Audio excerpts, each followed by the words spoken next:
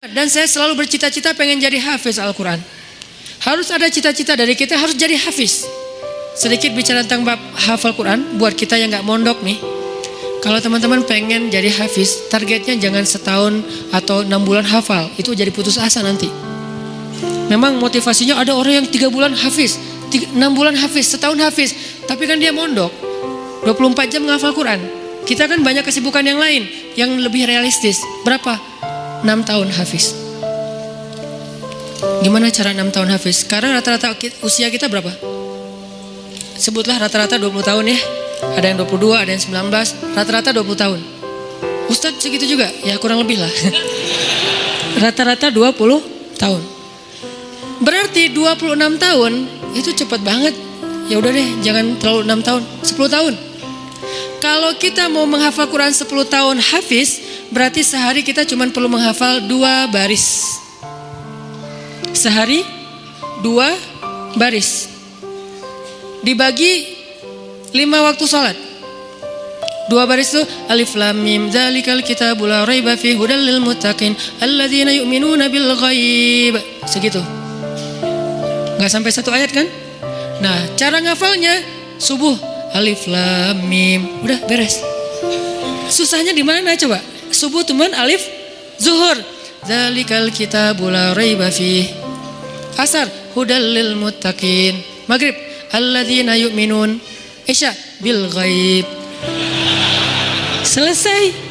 1 hari 2 baris, tapi butuh istiqomah, butuh dawam, konsisten. Kalau sehari 2 baris, maka 10 tahun. 10 tahun itu gak lama loh. Saya tuh di Bandung udah 13 tahun, gak kerasa. Seolah-olah baru kemarin saya datang dari Kairo ke Bandung, sekarang udah 13 tahun, gak kerasa gitu aja. Tiba-tiba udah 13 tahun, berarti kalau saya ngafal sehari 2 baris, sekarang udah 3 tahun yang lalu udah selesai tuh. Berarti semua kita bisa jadi hafiz sebetulnya kalau udah lancar tahsinnya. Sehingga kita meninggal berstatus hafiz.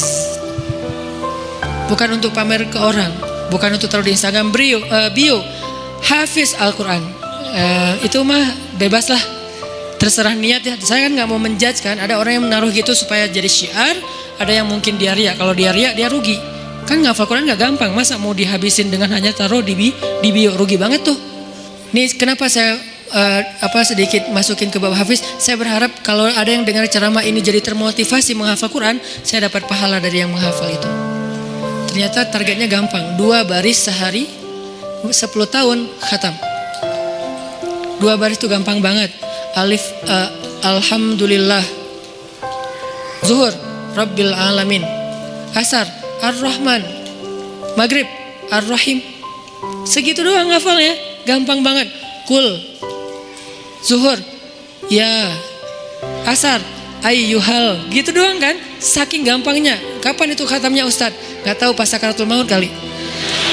Saking pendek-pendeknya. Nah maksud saya, target sebelum meninggal hafiz. Tapi kan kita gak tahu usia kita Ustadz. Memang kita gak tahu. Ini mah target semampu kita. Kalau meninggal sebelum 10 tahun, yang penting kita udah punya niat. Siapa yang berniat baik dan tidak tercapai, maka dia dapat pahala kebaikan yang utuh. Siapa yang tercapai, dia dapat pahala 10 kali lipat. Kalau kita meninggalnya usia 40 tahun, usia 50 tahun, udah hafiz. Tahu gak kedudukan hafiz di akhirat nanti kayak gimana? Itu keren banget. Harus cemburu kita sama orang yang hafiz tuh. 1, dijamin surga. Kalau dia ikhlas, dijamin surga. Kita tuh bukan golongan sahabat. Saya kemarin pas datang ke kuburan Uhud ya, namanya Jannatu Uhud, surga Uhud. Kenapa? Karena di situ dimakamin 10.000 ahli surga. Pas saya datang ke kuburan Uhud, saya ngerasa duduk aja lama di situ ya, mikir beruntung banget ya mereka. Semua dijamin surga. Duduk di kuburan Uhud itu nggak ada serem-seremnya.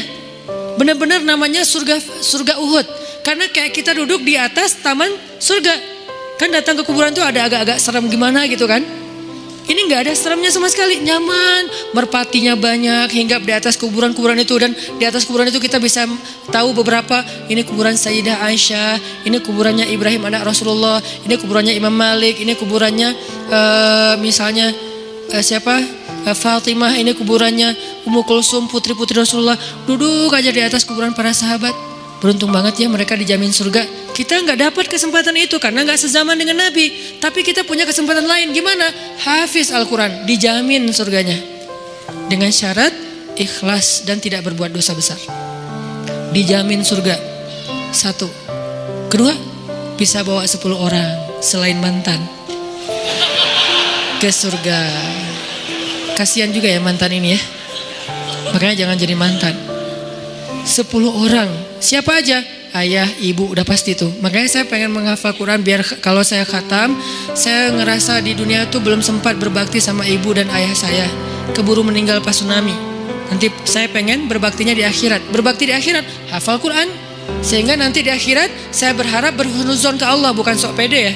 Kayak Ustaz udah paling pasti masuk surga aja. Bukan, husnuzon ke Allah. Nggak boleh sok pede. Kalau sok pede namanya mentazkiyah diri sendiri. La tuzakku anfusakum. Berhusnuzon ke Allah, Allah maha menepati janji. Saya bisa bawa, mak, yuk ikut abang. Kemana bang? Surga. Kan enak ya. Bapak, yuk ikut abang. Kemana? Surga. Kakak saya meninggal juga di tsunami. Itu buat saya ibu kedua saya setelah ibu saya, karena dia paling banyak berkorban. Kak Yus, yuk ke surga. Kemana? Ayo ke abang. Kemana bang? Surga. Itu tuh kayak goals, akhirat goals lah. Kalau kita punya life goals, ini adalah akhirat goals. Buat siapa lagi? Istri. Buat siapa lagi? Anak. Kalau semuanya hafiz oh, ya berarti lebih banyak lagi yang bisa kita bawa. Itu tuh keren banget.